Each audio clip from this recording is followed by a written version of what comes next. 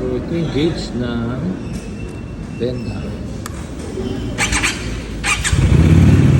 So, yung palit na bola, yan ang RPM. Ito parang mechanical na gear, banda, fuel, headlight, traction control.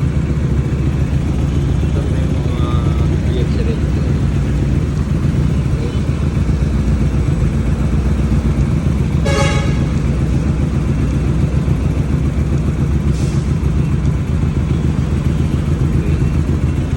Tapos wala siya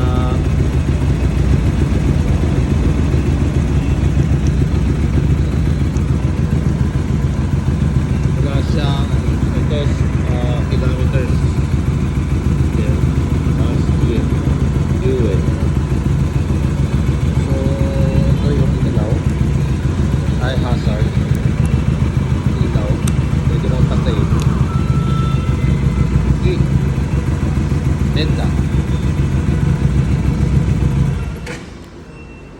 switch nya na dito, ignition, tapos lagyan mo sa primera o segunda, yan ang hindi matras.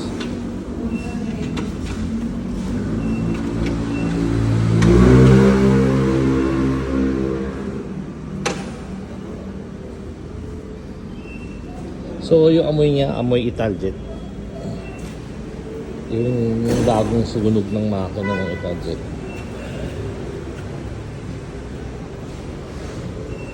So that's the Chinese engine smell. Okay, thank you.